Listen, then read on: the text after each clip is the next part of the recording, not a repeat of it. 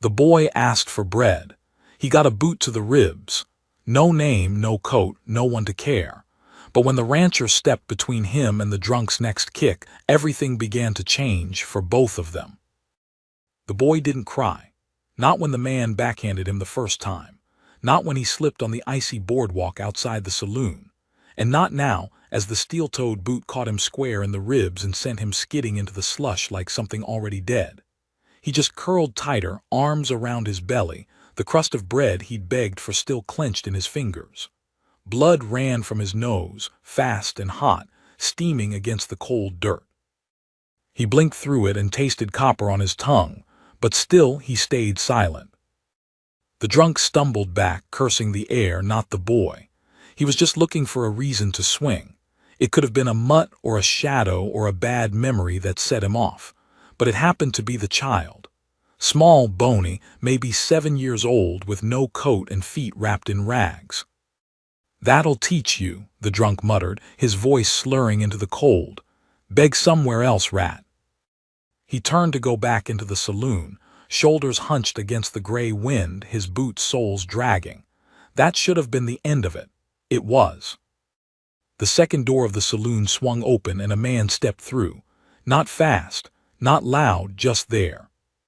He was tall, built like the kind of man you didn't bump into without apologizing. Quiet leather creaked as he stepped forward.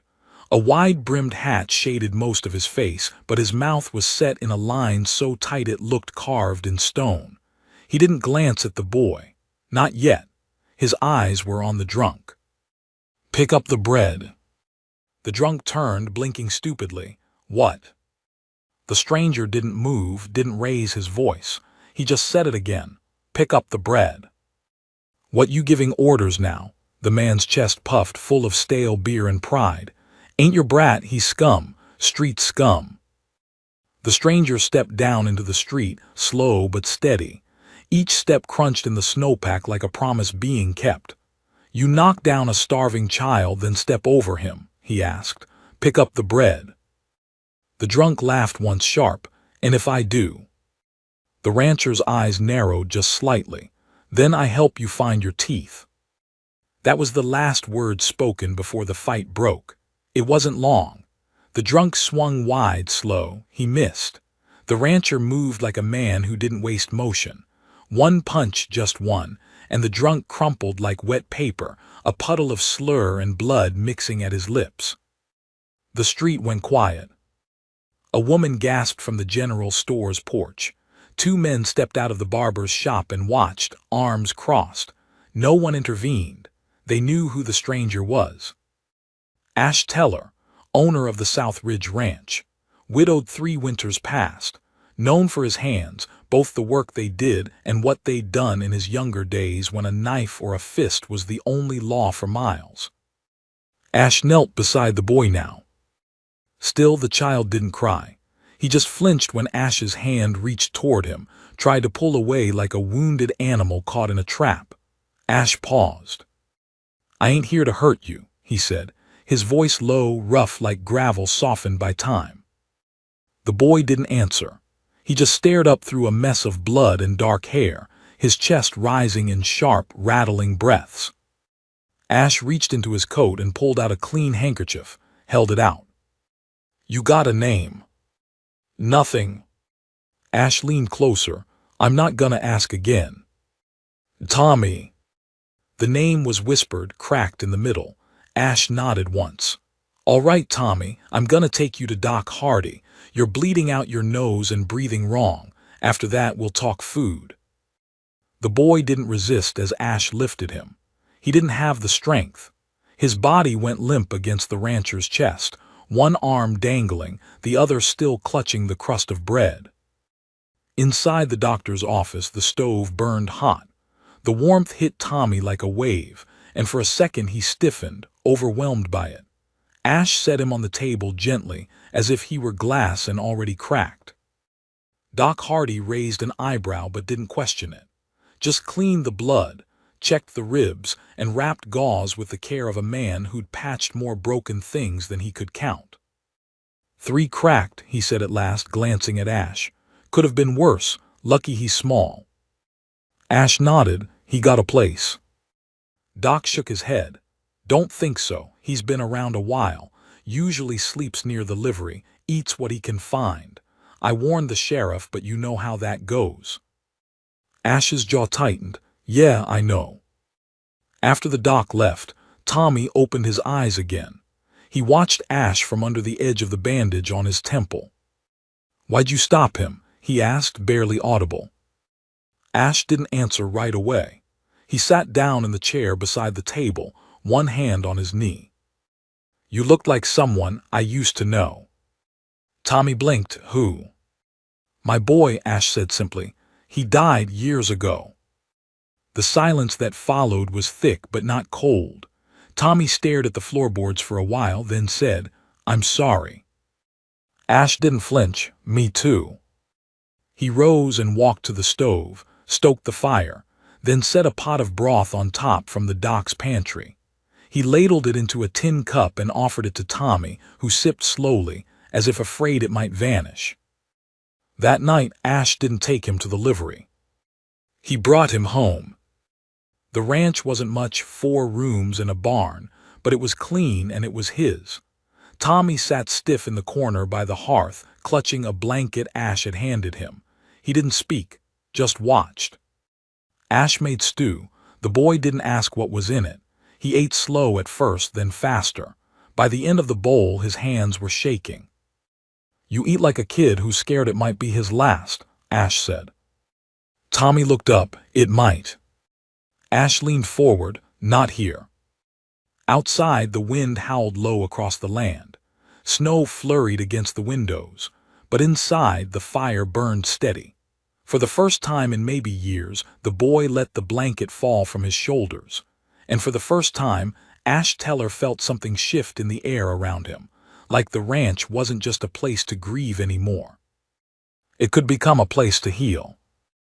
Ash Teller didn't sleep much that first night with Tommy under his roof.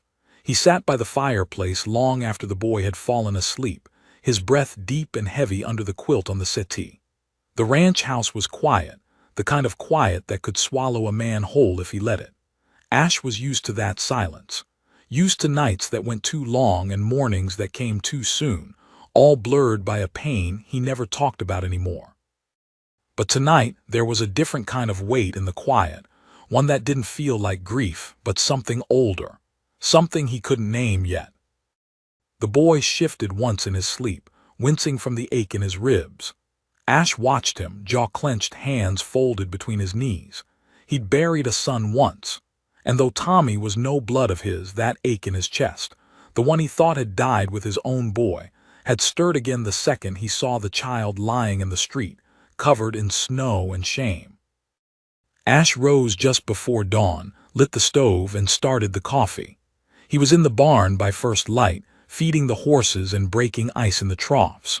When he returned, he found Tommy awake, still wrapped in the quilt but sitting upright, watching him with cautious eyes. You hungry? Ash asked, brushing the snow off his shoulders. Tommy nodded. There's bread and eggs on the table. Help yourself. Tommy moved slow, each step careful. His ribs were still sore, but he didn't complain. He sat at the edge of the table and ate without speaking, glancing up every now and then to see if Ash was watching. He was. After breakfast, Ash handed the boy an old coat. It was too big, the sleeves falling past his fingertips, but he took it without a word. You ever work a ranch? Ash asked. Tommy shook his head. You're about to. He didn't push him hard, just gave him simple tasks, gathering kindling, brushing down the horses, filling feed buckets. Tommy didn't say much, but Ash noticed the boy never stopped watching.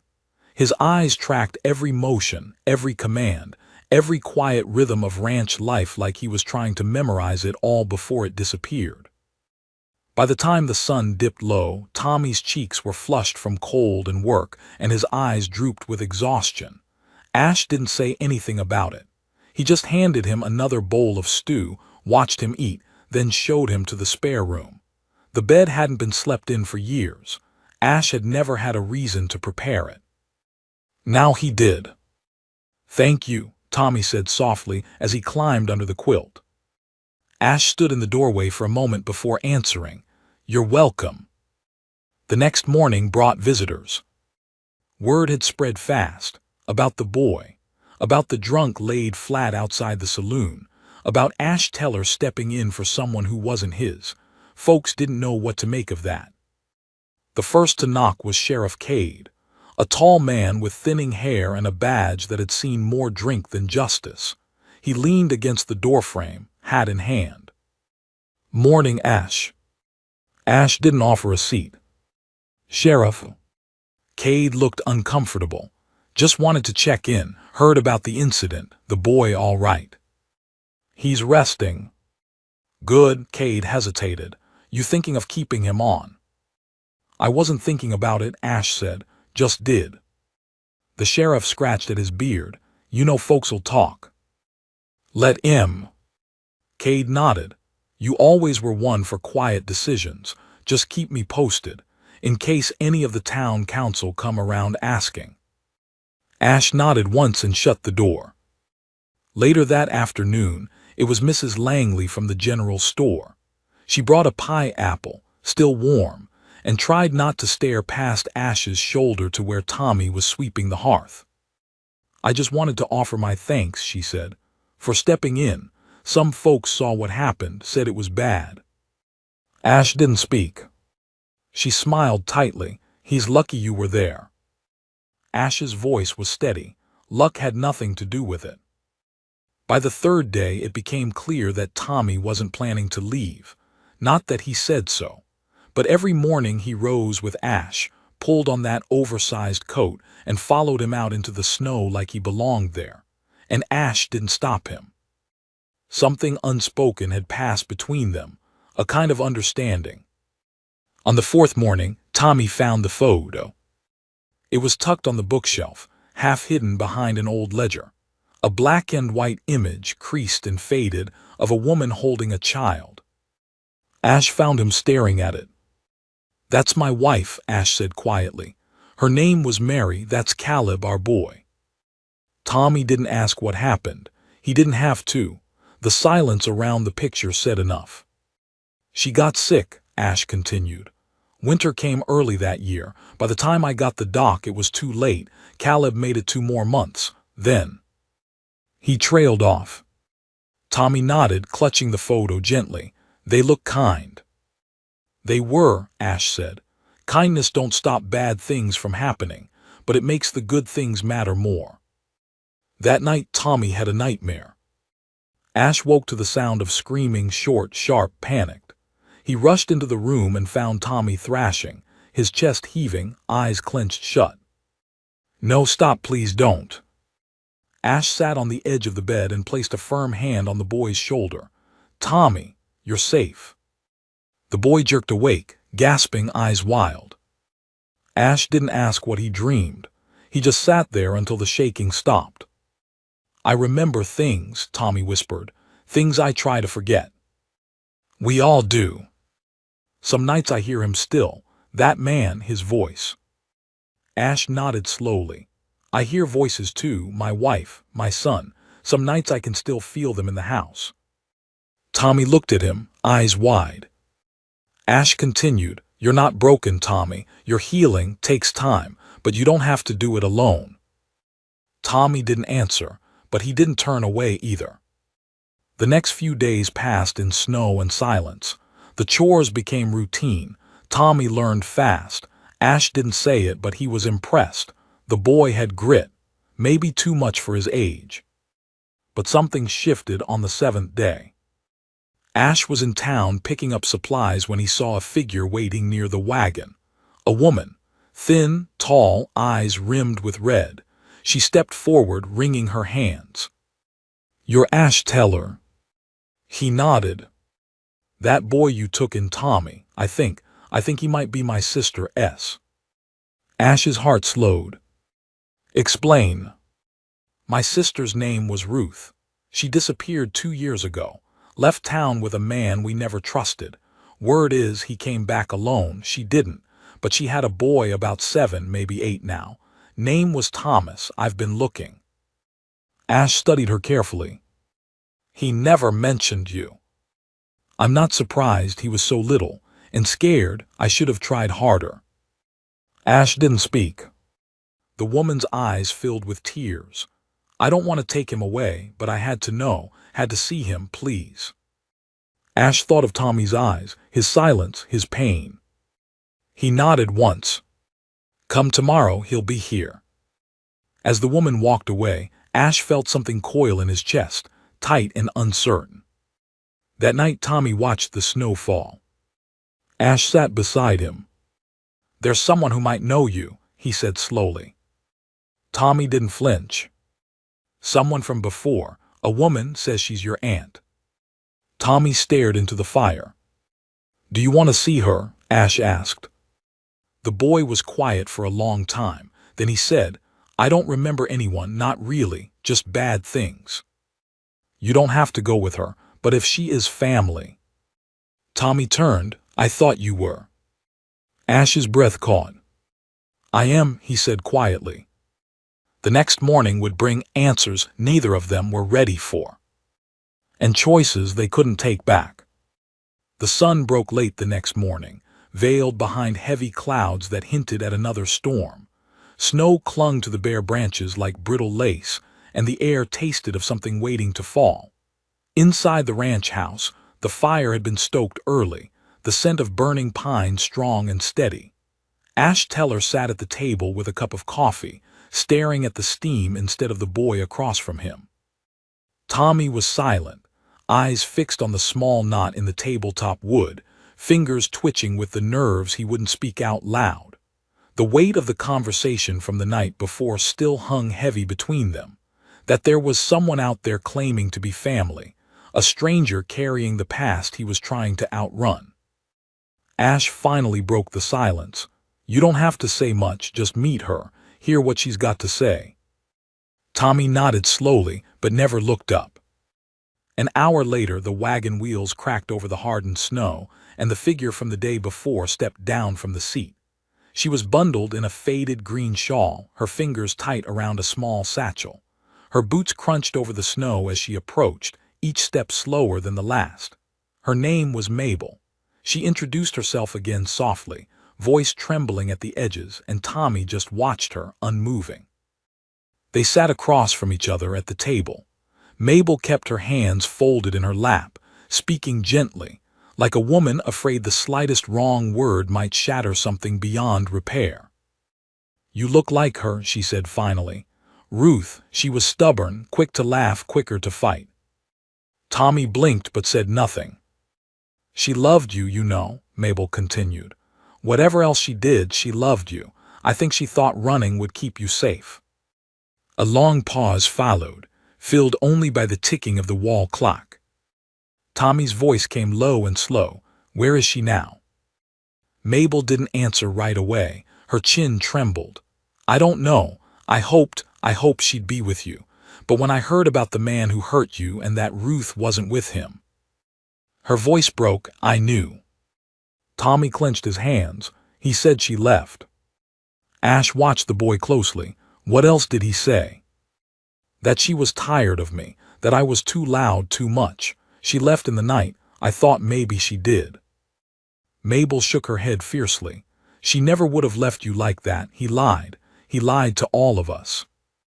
Tommy finally looked up, eyes glassy. Are you lying now? Mabel's voice cracked. No, I swear. I should have fought harder to find you. I should have never let her leave. Ash stood. You want a minute? Tommy nodded and Mabel gave a grateful glance to Ash as he stepped outside. Snow had begun to fall again, soft, steady flakes that spun like ash through the morning air. He stared into it, heart tight with something he hadn't felt in a long time. Protectiveness, fear, hope. Inside, the two voices murmured quietly.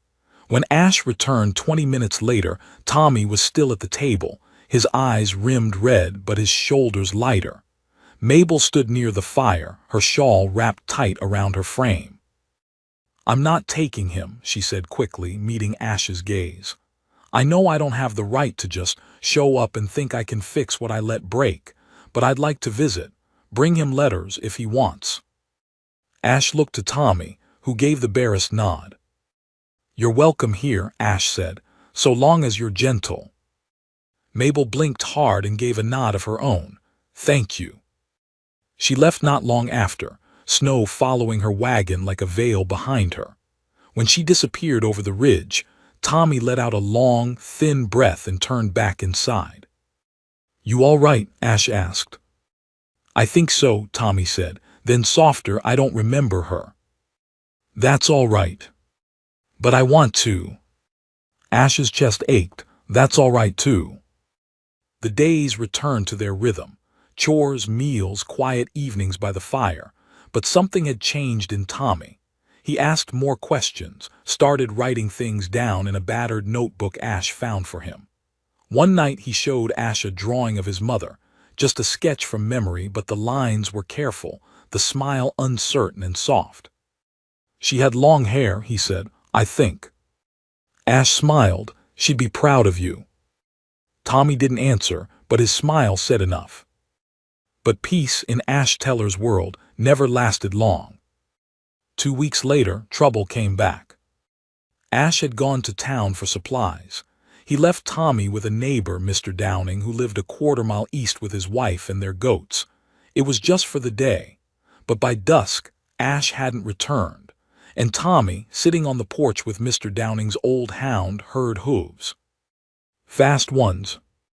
A rider came galloping up the trail, cutting through snow and ice like he was chased by the devil himself. He didn't slow until he reached the porch. "Where's Ash?" the man barked. Tommy stood. "He's in town. You tell him Lyle Cooper's out, and he's asking about the boy." Tommy's heart stuttered. The man spit on the ground and rode off. Mr. Downing came out just in time to see the dust trail vanish. "You know him?" he asked. Tommy shook his head slowly, but his face was pale. "I've heard the name." Ash didn't come back until late, his hat crusted with snow, the wagon loaded. Tommy didn't wait. He ran out to meet him, voice high and panicked. Someone came, said a name, Lyle Cooper. Ash's face turned to stone. He dropped the reins, jumped from the wagon, and set his hands firm on the boy's shoulders. "You sure?" "He said he was asking about me." Ash turned and stared down the path like he could see the man riding still. "Inside," he said, "now." The next morning, Ash went into town again, this time not for supplies. He came back with news that tightened every bone in Tommy's small frame. Lyle Cooper had been released, on bail, no charges stuck. No one would testify. He was in the saloon last night asking questions, bragging. "He said he's gonna get what's his," Ash muttered, pacing the floor. Tommy didn't speak, but his fists curled at his sides. "We'll leave if we have to," Ash said. "I'm not letting him near you." Tommy looked up, quiet but clear. "He's not getting me back. I won't let him." Ash paused. "You shouldn't have to protect yourself." "I always had to," Tommy said, "until now." Ash knelt in front of him. "You're not alone anymore, not ever again." That night Ash didn't sleep. He sat on the porch with a rifle across his lap, the cold biting at his skin, breath clouding in the air. And when the owl cried sometime past midnight, he didn't flinch. Inside, Tommy slept soundly, for the first time in a long time. But out there in the trees, something moved. The next storm was closer than they thought. The snow came hard that night, hammering the roof like fists full of ice. Wind screeched down the chimney, rattling shutters and howling through the cracks like a chorus of wolves. But Ash Teller didn't move from his place on the porch. The rifle lay across his lap, untouched but not forgotten, and his boots were rooted to the boards like they belonged there. Every crack of a branch made his eyes flick. Every shadow made his breath pause. But nothing came, not that night. Morning broke slow and gray.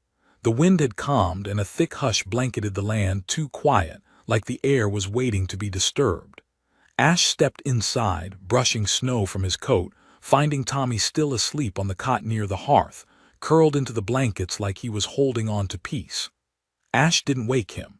He just fed the fire, washed his hands in the basin, and poured a cup of coffee that had gone cold in the pot hours ago. He was tired, but it wasn't the kind of tired that sleep could fix. It was the kind that lived deep in the bones, in the memory. The kind that came from waiting for the world to come swinging. Tommy stirred a little before dawn's light reached the window. He sat up slowly, rubbing sleep from his eyes and glancing around, checking instinctively that the world hadn't shifted while he rested. When his eyes landed on Ash by the fire, something in his shoulders softened. The boy didn't say anything, just nodded. A quiet thanks. Ash reached for the plate on the table.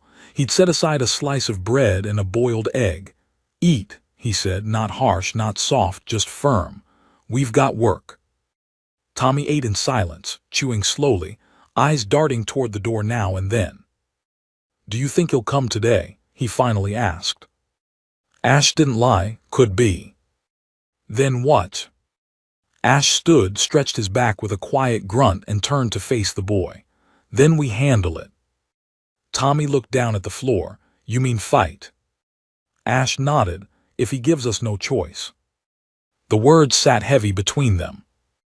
By mid-morning, the chores were done, but Ash stayed close to the house. He saddled the horse but didn't ride. He oiled the hinges on the barn door, checked the locks on the windows. Tommy watched everything, memorizing it like a student preparing for a test he never wanted to take.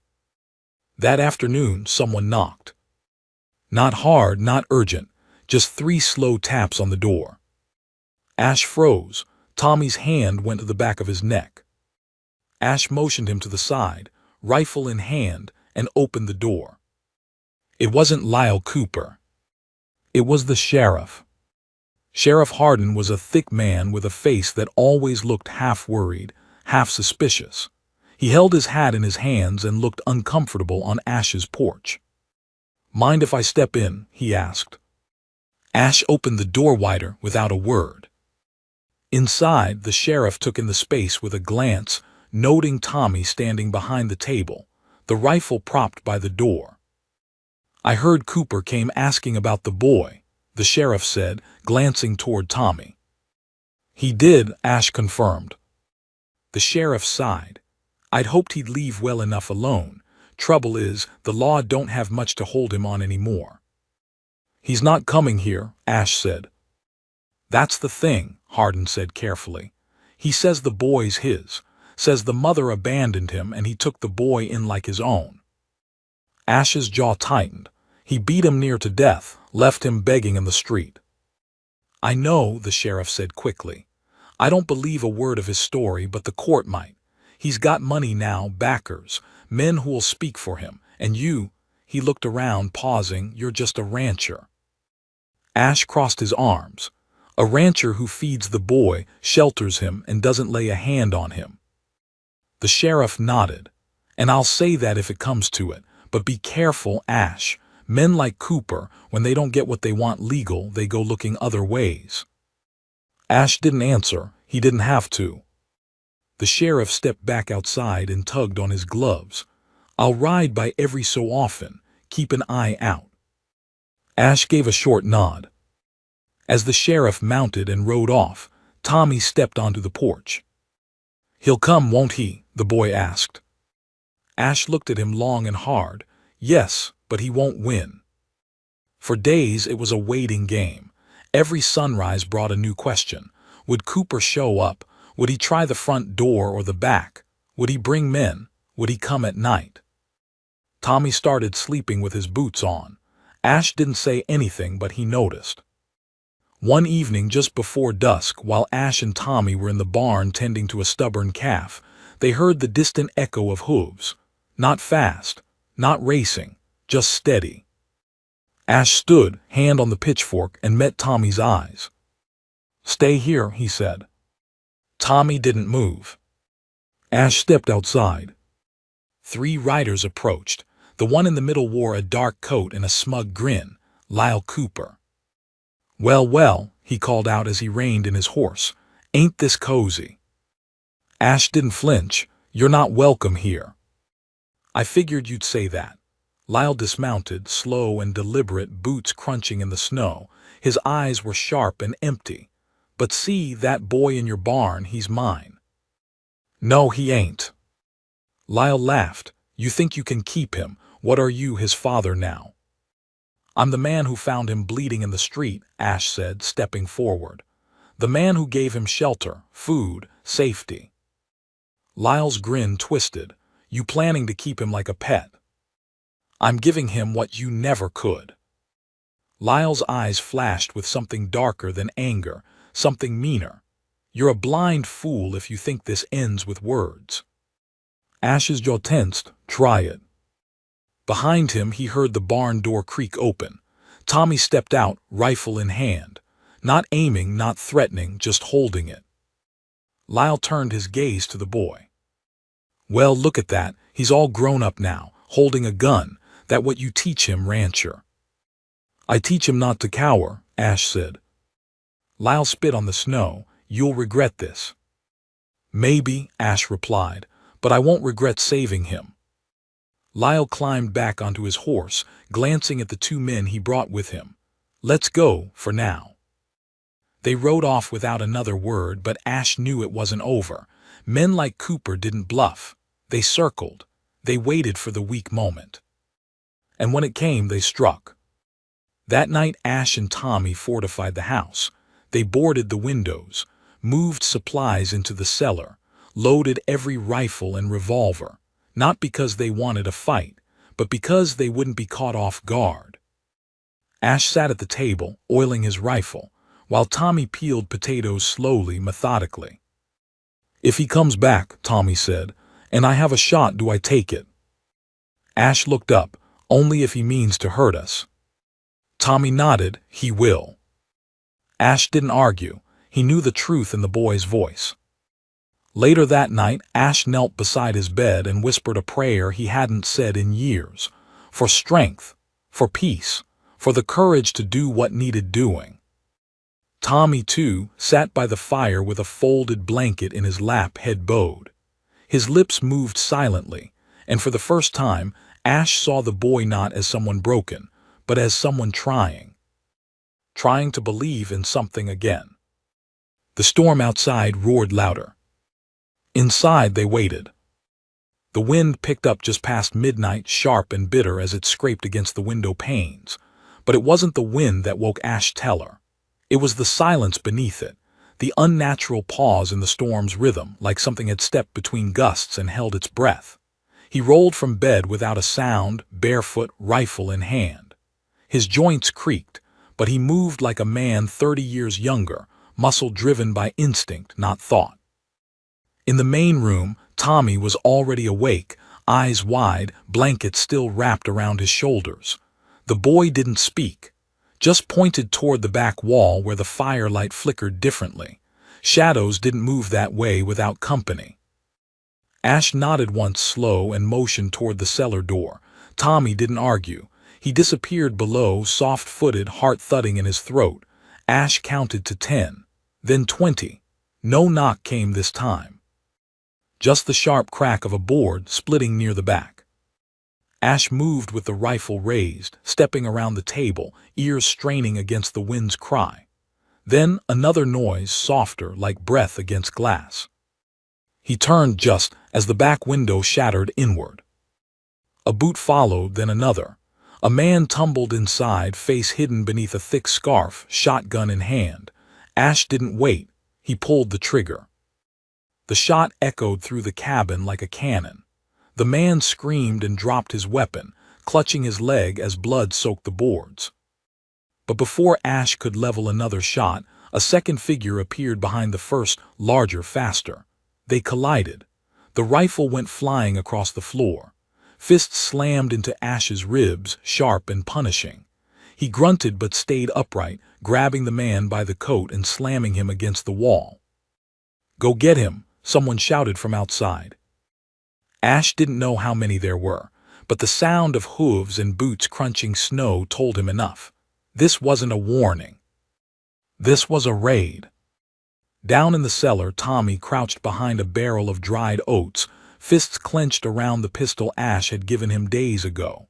He could hear the thuds above, the crash of furniture, the shout of strange voices. He breathed through his teeth, steadying himself, just like Ash taught. You don't pull the trigger unless you're sure. Upstairs, Ash had managed to wrestle the second man to the floor, pinning him down long enough to retrieve the rifle. But by then, the front door exploded inward. 2 more men stormed inside. Ash backed against the fireplace, rifle raised. "Don't," he warned. The first man paused, hesitated, but the second wasn't so wise. He rushed forward. Ash fired. The bullet hit the man square in the chest, and he dropped instantly. The room filled with smoke, firelight casting grotesque shadows over the walls. The third man didn't fight. He turned and ran, dragging the injured man by the arm, shouting something about too much heat and not worth the kid. Ash advanced 2 steps, then stopped. Outside he heard horses, saddles creaking, then, "Enough!" The voice froze everything. It came from the doorway, cold, calm, filled with poison. Lyle Cooper stepped into the cabin like he owned the land it stood on. No scarf, no coat, just a revolver in one hand and eyes that were empty as grave dirt. "I told you," he said quietly, voice barely audible over the wind, "this wouldn't end clean." Ash didn't lower his rifle. "You sent 4 men to kill a child." Lyle tilted his head. "I sent them to take back what's mine." "He was never yours." "No," Lyle's eyes flicked to the blood on the floor. "Then why are you bleeding for him?" Ash didn't answer. He didn't need to. Lyle raised his gun. And that's when the shot rang out from the cellar. The floorboard directly behind Lyle burst upward in splinters. The bullet missed his spine by an inch. He stumbled forward, stunned. Ash didn't hesitate. He fired. Lyle went down hard. The world went silent again, save for the slow wheeze of the fire and the drip of melting snow from broken windows. Ash stood still, breath coming hard, then turned toward the cellar door. Tommy emerged slowly, pistol in hand, face pale and drawn. His knees wobbled with every step, but he didn't fall. Not yet. Ash knelt beside him, took the pistol, and laid a steady hand on the boy's shoulder. "You did what you had to," he said. Tommy didn't answer. His eyes were fixed on the man lying motionless by the hearth. "I was aiming for his leg," he whispered. Ash nodded. "You gave him a chance. That's more than he gave you." Outside, the wind began to die down. They buried the dead men before sunrise. Ash didn't say a prayer, not because he didn't believe, but because he wasn't sure they deserved it. Tommy stood beside him the whole time, hands clenched, jaw tight. When the last stone was laid, Ash said quietly, "They won't come back." Tommy looked up. "You sure?" "They came to end it, and we ended it first." For days after, the cabin stayed quiet. Ash fixed the broken window himself, even replaced the door with one from the old barn. He didn't speak much. Neither did Tommy. But the silence wasn't heavy like it had been. It was tired, earned. Then one morning, Tommy found something beside the woodpile, an envelope. No name, just a wax seal and a folded letter inside. Ash read it aloud. "To Ash Teller and the boy whose courage lit a fire too many let die. You did what no lawman dared. The town knows. You're not alone anymore." There was no signature. But from that day forward, when Ash went into town for supplies, people nodded, tipped their hats. The baker gave Tommy an extra roll. The blacksmith offered to fix the busted plow for free. Something had shifted. Tommy noticed it most of all, the way folks didn't look through him anymore.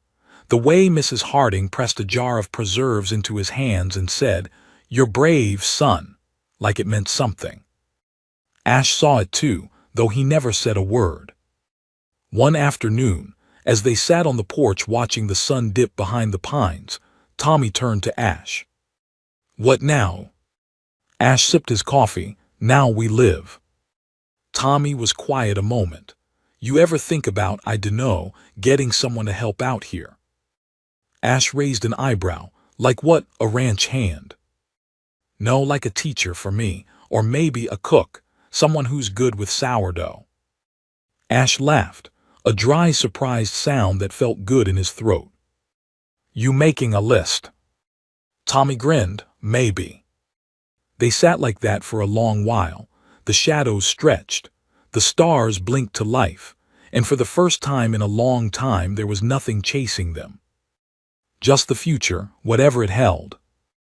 The warmth of spring was soft when it came, softer than either Ash or Tommy expected after the storm that had changed everything. Snow gave way to mud, then to patches of green, and the trees budded like they were finally brave enough to believe winter had passed. The land had a way of healing, quietly and without announcement. Ash understood that. He'd been watching it all his life.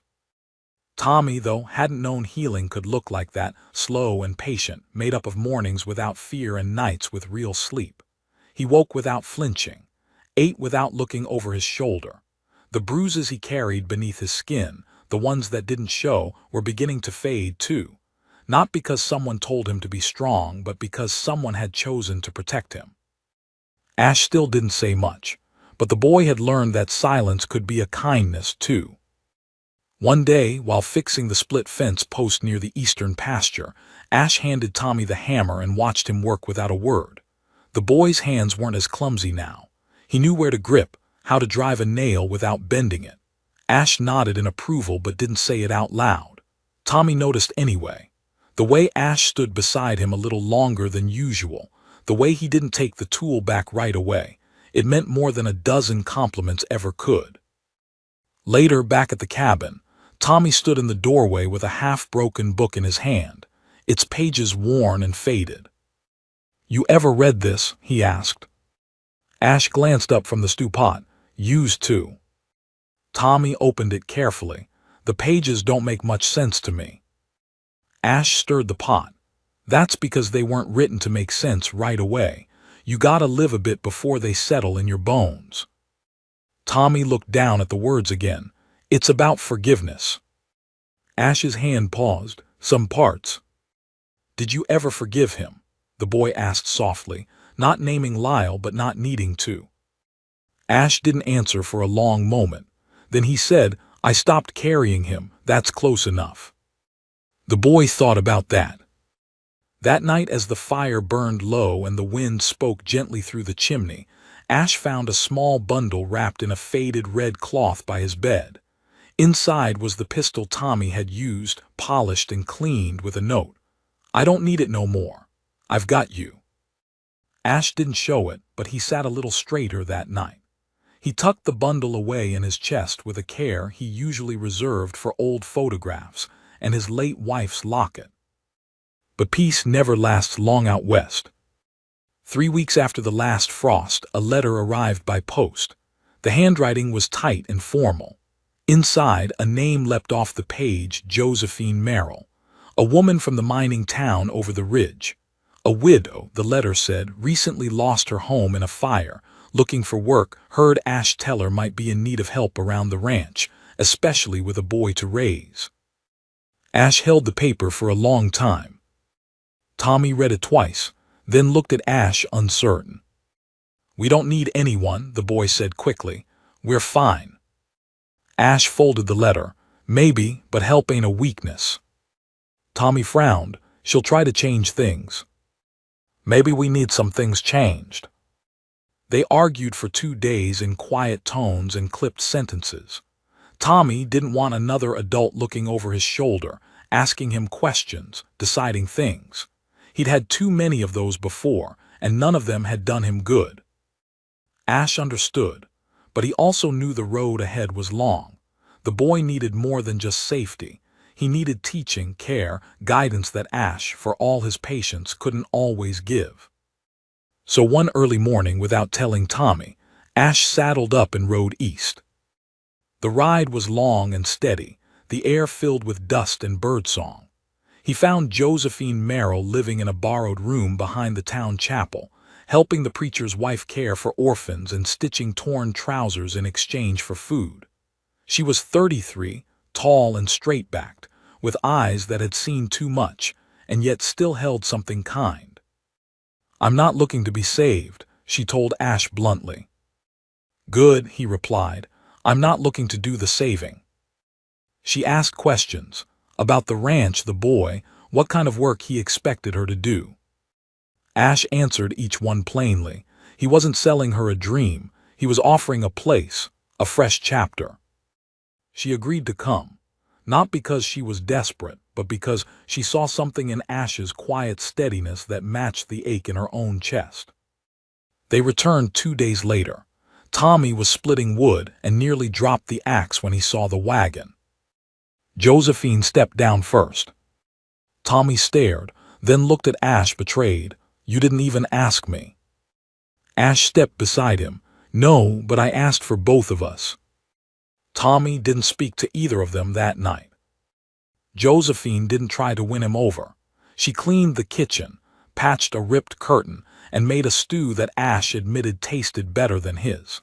She set her things in the extra room and hung a rosary over the door without explanation.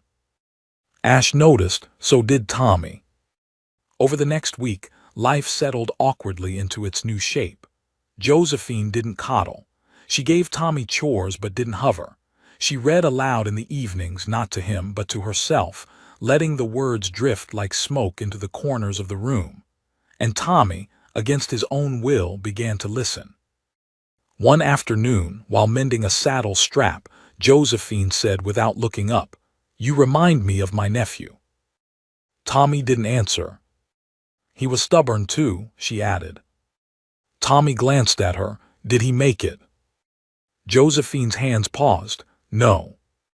The silence that followed wasn't heavy, it was honest. From then on, things changed. Tommy started setting the table without being asked. He helped Josephine carry laundry to the line, watched her hands as she kneaded dough. One morning, he asked if she'd show him how to write his name better. She smiled but didn't praise him, just said, "Get the chalk." Ash watched it all quietly. How a wounded boy and a weathered woman began to fill the hollows left by too much loss, not because they replaced what was gone, but because they offered each other something new. Then came the letter from the county. Official seal, legal language. A summons. Ash read it twice, then handed it to Josephine. "Lyle Cooper's brother," he said simply, "filing custody claim." Josephine frowned. "On what grounds?" "Says the boy's family wants him removed." Tommy stood in the doorway, heart in his throat. "No," he said, "they can't." Ash folded the letter. "They're trying." That night Josephine sat with Tommy while Ash rode to town to speak with the sheriff. She let the boy talk. Let him rage, cry, argue. When he finished, she brushed his hair back and said softly, "Sometimes the world tries to tear apart what God is mending." Tommy looked at her, eyes raw. "Will you stay?" Josephine took his hand. "If they drag me out by my heels, I'll dig my nails into the floorboards." He laughed through the tears. The court date was set for a week later. Ash knew what was coming. Testimonies, challenges, words like guardian and fit to raise. Men in suits who'd never raised anything but paper. But he also knew one thing with certainty. That boy wasn't going anywhere. Not while he drew breath. Ash had never stood inside a courthouse before. He'd ridden past it 100 times, hauled cattle that way, watched men come and go with the weight of law on their shoulders, but he'd never had reason to step through those doors himself, until now. The building looked too clean, too polished, its stone columns like something carved from a world he didn't belong to. A world that spoke in papers and signatures instead of sweat and dirt. Tommy walked beside him, stiff in the Sunday shirt Josephine had ironed 3 times. His hair was combed, his face scrubbed raw, and though his small hand didn't reach for Ash's, it hovered close enough to be taken if needed. Josephine trailed behind, chin up, eyes sharp beneath her bonnet. Inside, the air smelled like ink and paper. The judge sat behind a wide desk raised above the rest, spectacles perched low on his nose. To one side stood Mr. Edwin Cooper, Lyle's older brother, dressed in city clothes too fine for his mouth. He had the kind of face that looked smug even when still, a mustache curled just so, and hands that hadn't known hard work in years. "Your Honor," Edwin began, voice oily smooth, "my brother may not have been perfect, but he was blood, and when he passed, so did his rights pass to me. That child belongs with kin." Ash said nothing. He stood straight, hat in hand, jaw locked as Edwin paraded the boy's birth certificate, a stack of letters, and a photograph Ash had never seen. "Can this man," Edwin said, gesturing toward Ash, "even read? Has he the means to raise a child, to educate him, to give him a proper future?" Josephine stepped forward before the judge could reply. "He has done more for that boy in 3 months than his kin did in a lifetime," she said. The judge raised a brow. "And you are?" "A woman who buried her own husband and 2 children. I know what neglect looks like. I know what love looks like, too. And that man," she pointed to Ash, "has loved that child like his own, not with words, with actions." The judge leaned back, steepled his fingers. "Mr. Teller, you haven't said much." Ash cleared his throat. He wasn't a man of speeches. His words were forged like iron, slow, shaped by heat. "I ain't Tommy's blood," he began, "but I know what it is to lose your people. I know what it is to wake up afraid, to eat in silence, to sleep with one eye open. I saw all that in him the day I found him in the street, and I see what he's become now. He's not just fed. He's not just clothed. He's alive." He looked at the boy. "And if you ask him, Your Honor, he'll tell you plain who he wants to stay with. Ain't my voice that should carry the most here. It's his." All eyes turned to Tommy. The boy stepped forward, hands trembling, but his voice came out strong. "I ain't scared of dark corners no more. I don't jump when doors slam. I sleep without flinching. Mr. Ash didn't ask nothing of me except to be myself. He never hit me, never yelled. He listens, and he prays with me." His throat tightened, but he kept going. "I don't want to go with that man," he said, pointing to Edwin. "He never looked at me before, not once. Now he wants me 'cause he don't like the idea of someone else having me. But I ain't something to be had. I'm someone to be loved." The room held its breath. The judge removed his spectacles, wiped them with a cloth, and didn't speak for a long while. Then he leaned forward. "This court rules in favor of Ash Teller. Legal guardianship is granted. Case dismissed." Ash didn't move. He didn't breathe until Tommy turned and threw his arms around him, face buried in the man's coat. Only then did something inside Ash crumble, just enough for him to rest a hand on the boy's back and say, "Let's go home." Edwin fumed. He stormed from the courtroom without another word, his boots echoing down the marble floor like the sound of a bitter man walking away from everything he thought he deserved. The ride back was quiet. Josephine rode ahead in the wagon. Ash let Tommy sit beside him, the boy's face turned to the sun, eyes closed, as if memorizing what freedom felt like. But peace in the West never came without a price. 2 weeks later, Ash noticed tracks near the edge of his land, too deep, too many. Wagon wheels and horses, fresh. Josephine saw them too. "Could be travelers," she offered. Ash shook his head, "Not this far out." That night the dogs barked. Ash was out the door before the second howl, shotgun in hand. Josephine pulled Tommy behind the stove, clutching his shoulders, whispering prayers in a tight voice. 3 men stood near the barn, lanterns swinging, faces half lit. One stepped forward. Edwin. "Court may have spoken, but blood runs thicker than rulings," he said. "You're trespassing," Ash replied. "I'm taking what's mine." "No, you ain't." Ash didn't lift the gun, didn't need to. The way he stood said everything. "You think you can stop me, blind fool," Edwin snarled. I've got men, I've got means. You're nothing but dirt and calluses. I'm the dirt that grows things, Ash said. You're just the dust that runs from the wind. Edwin raised a hand. The other men moved. Then a crack rang out. Josephine, from the window, had fired a warning shot into the air. I've got another one, she said, voice steady. Next one won't be skybound. The men hesitated. Ash didn't blink.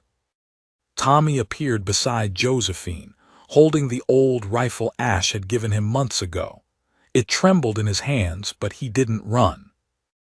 We're a family now, he said loudly. You want to break that, you'll have to walk through all of us. That was enough. The men backed down.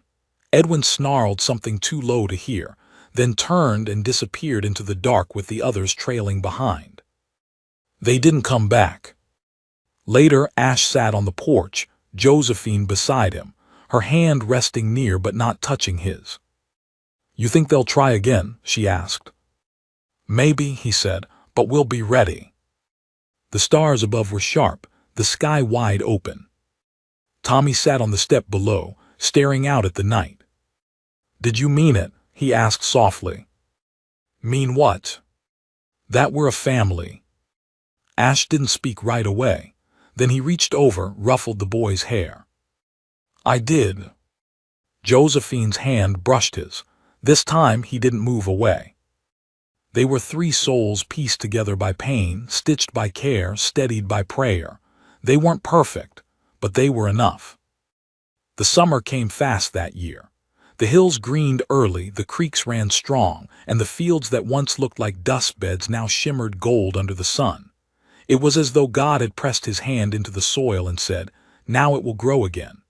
The ranch, once quiet and haunted by the echo of one man's grief, now breathed with new life, animals, laughter, prayer before meals, and the steady rhythm of belonging. Ash walked slower now, not because his body failed him, but because he didn't have to rush. Tommy's steps were beside him most days, lighter, quicker, always full of questions. And Josephine, though still gentle with her words, had a way of filling the rooms just by being in them. She didn't need to raise her voice to be heard. Ash had grown used to the sound of her humming in the early mornings as she kneaded bread or hung washed sheets to dry. People in town began to talk, whispers at the mercantile, curious glances at church. One afternoon, Pastor Eddings caught Ash by the shoulder and asked with a smile, "That widow of yours, has she found her home?" Ash didn't answer outright. He just looked over to where Josephine was fitting a new pair of boots on Tommy's feet, crouched low and smiling, her hair slipping loose from the knot she always tried to keep it in. And then he looked back at the pastor and said, "She has." The preacher didn't ask again. Late in August, after the second hay harvest, Ash woke early, just as the horizon turned from black to navy. He lit the stove and poured 2 cups of coffee without thinking. She joined him not long after, still in her robe, eyes soft with sleep. They sat on the porch while the birds began to sing. "I had a thought," she said after a while. Ash glanced at her, waiting. Josephine looked toward the barn. That old sewing room, the one with the broken window and no shelves. What if we fixed it up, made it into a room for Tommy? Ash nodded once. "You think he's ready?" "I think he needs it," she said. "He's not afraid anymore." The thought settled between them like a stone dropped into water, ripples spreading. That night they told Tommy. He didn't cheer, he didn't grin wide, he just sat there a moment, blinking fast. Then he whispered, "Can I pick the color?" Ash smiled. "You can paint the whole wall if you want." They cleared the room out together, Ash, Josephine, Tommy. 3 sets of hands pulling nails, sweeping dust, patching cracks. It wasn't just a room being built. It was a future. But life didn't slow down. The land still needed tending. Fences needed mending. And on one particular day in September, when the sun burned hot and the cattle had strayed too far, Ash found himself halfway up the ridge chasing a broken gate, Tommy trailing behind on his own pony. The boy had grown lean and steady. Fear had left his eyes. replaced by a confidence that came only from being truly wanted. Ash rode up beside him as they looked down into the canyon below. The breeze carried the scent of sage and dust. "You like it here?" Ash asked. Tommy didn't hesitate. "It's home." And for a long while, that was enough. But change doesn't ask permission. That winter, Josephine fell ill. It began as a cough, nothing more, then a fever that refused to break. Ash did what he could, herbs, teas, prayers whispered against her knuckles. He refused to send her away, even when the doctor recommended it. "She's not dying in some stranger's bed," Ash had growled. "She's staying here with us." Tommy helped, bringing damp cloths, reading aloud from the Bible when her voice got too weak. "Yea, though I walk through the valley of the shadow of death, I will fear no evil." Sometimes she'd squeeze his hand, sometimes she wouldn't, but her eyes never lost their peace. Ash barely slept. He stayed beside her, fingers laced with hers, until the fever broke on a cold February morning. Her breath came steadier and her eyes, tired but clear, met his. He didn't cry.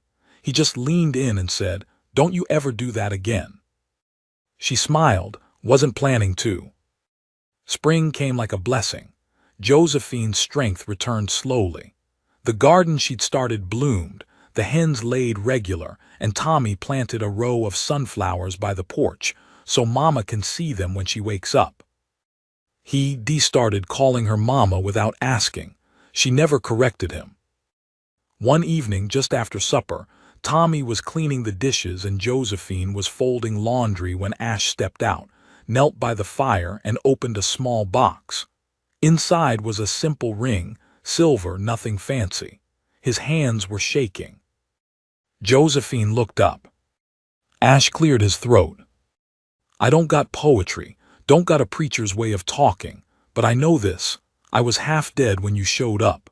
And now I can't picture this house without your footsteps in it. Can't picture mornings without your humming.